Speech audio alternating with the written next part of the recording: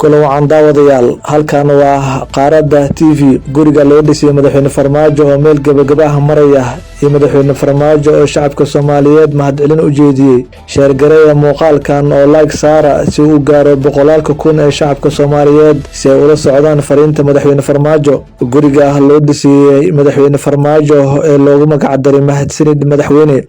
ayaa maraya meel gabagaba ah afyeenkii hore ee madaxtooyada Soomaaliya Cabdirashiid Maxamed Xaashi oo qaban qaabada guriga loo dhisay madaxweyne Farmaajo wadaha ayaa sheegay in uu heer gabagaba ah maray guriga loo dhisay madaxweyne Farmaajo waxa uu shacabka Soomaaliyeed ugu mahadceliyay sida kaalinta weyn ay uga qayb qaateen sidii loogu dhisi lahaa guriga madaxweyne Farmaajo madaxweynihii hore ee Soomaaliya Maxamed Cabdullaahi Farmaajo ayaa la filayaa in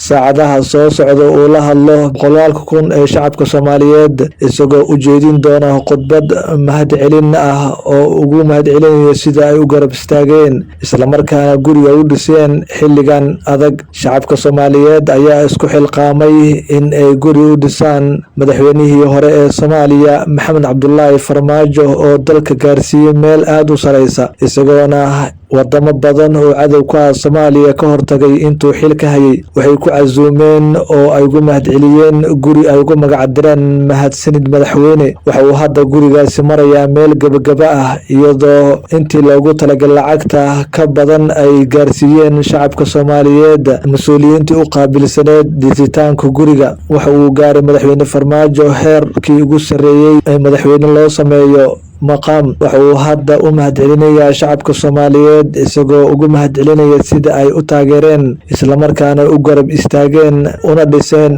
guriga boqolaal kun oo shacabka Soomaaliyeed ayaa la rajeynayaa inuu la hadlo madaxweynihii hore ee Soomaaliya Maxamed Cabdullaahi Farmaajo isagoo ugu mahadcelinaya kaalinta weyn ay uga qayb qaateen inay u dhisaan gurigaasi Cabdirashiid Maxamed Xaashi afyeenka hore ee madaxtooyada Soomaaliya ayaa sidoo kale shacabka Soomaaliyeed kaga mahadceliyay sida muuqata ay uga qayb qaateen in loo dhiso guri qasri ah isla markaana aan hore loo arag madaxweynihii hore ee Soomaaliya Maxamed Cabdullaahi Farmaajo boqolaal kun oo shacabka Soomaaliyeed ayaa xilligii uu xilka wareejinayay madaxweynihii hore ee Soomaaliya Maxamed Cabdullaahi Farmaajo waxay ku amaaneen in uu kaalin weyn ka qaatay dowladnimada Soomaaliya isla markaana ka hortagay duulaan iyo sidoo kale qorshayaal halis ah oo ay damacsanaayeen wadamo cadow la ah Soomaaliya ay kamid tahay dowladda dalka Kenya waxayna ku abaalmariyeen in ay guri u dhisaan madaxweynihii hore ee Soomaaliya Maxamed Cabdullaahi Farmaajo guriga madaxweyne Farmaajo oo loo dhisay si casri ah ayaa la sheegay in madaxweynihii hore ee Soomaaliya Maxamed Cabdullaahi Farmaajo uu kula hadli doono shacabka Soomaaliyeed isagoona ugu mahadcelinayo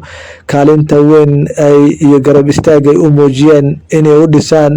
guri isla markaana ugu mahadceliyaan dowladnimada Soomaaliya kaalinta uu gaarsiiyay isar u qaadadii u sameeyay sheergareeya muuqaalkan uu gaarsiiya boqolaalka kun ee Soomaaliyeed si ay ugu farxaan dhismaha guriga madaxweynihii hore ee Soomaaliya Maxamed Cabdullaahi Farmaajo